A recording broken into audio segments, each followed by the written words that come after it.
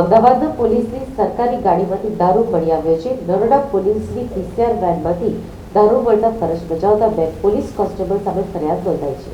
અમદાવાદમાં પોલીસની સરકારી ગાડીમાંથી દારૂ મળી આવ્યો છે, જેમાં નરોડા પોલીસની પીસીઆર ગાડીમાંથી દારૂ મળતા નરોડા પોલીસ સ્ટેશનમાં ફરજ બજાવતા બે પોલીસ કોન્સ્ટેબલ સામે ફરિયાદ નોંધાઈ છે. ઇન્ચાર્જ સતીશ ઠાકોર અને વિક્રમ રાજપૂત સામે ફરિયાદ નોંધાઈ હોવાની વાત સામે આવી છે. જેમાં દારૂ હંસપુરામાંથી રિક્ષા ચાલક પાસેથી લીધો હોવાની વાત સામે મળી છે. પોલીસ સ્ટેશનના ઇન્ચાર્જ પીઆઈને આ બાબતે માહિતી મળતા જ નરોડા પોલીસ સ્ટેશનમાં ફરિયાદ નોંધાઈ.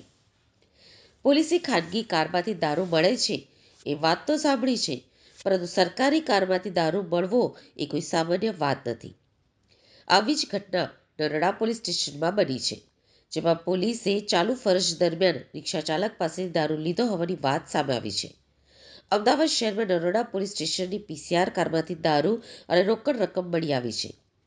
પીસીઆર ગાડીમાં ઇન્ચાર્જની હાજરીમાં 2 બોટલ દારૂ અને 30,000 રોકડ મળી આવતા ગુનો નોંધાયો છે. ચાર્જ પીઆઈ છે AR ધવન, કૃષ્ણનગર પીઆઈ, જેનો નરોડાનો ચાર્જ છે જેમની પાસે. એમને બાતમી મળી કે ભાઈ આ રીતે જે પીસીઆર 91 નંબરની જે પીસીઆર વાન છે નરોડાની, એમાં કંઈક ગાડીમાં દારૂ રાખેલો છે એ બાબતની હકીકત મળેલી.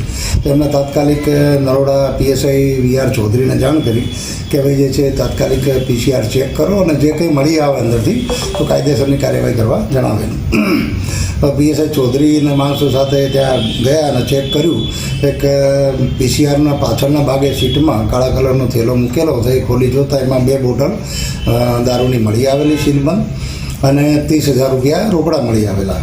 તો બોટલો બાબતે એને 30,000 રૂપિયા લઈને કાયદેસરની કાર્યવાહી કરી અને આ લોકોને પૂછપરછ કરતાં એમાં જાણવા મળેલું કે આ લોકો હંસપુરા ચોકી વિસ્તારમાં જ્યારે પેટ્રોલિંગમાં હતી પીસીઆર, ત્યારે કોઈ કાળા કલરની રિક્ષાવાળા જોડેથી આ લોકો ચેક કરતાં એ બોટલો મળી આવેલી ને એમને એ બોટલો પોતે રાખી લીધેલી અને રિક્ષાવાળાને કાયદેસરની કાર્યવાહી કર્યા વગર જવા દીધી.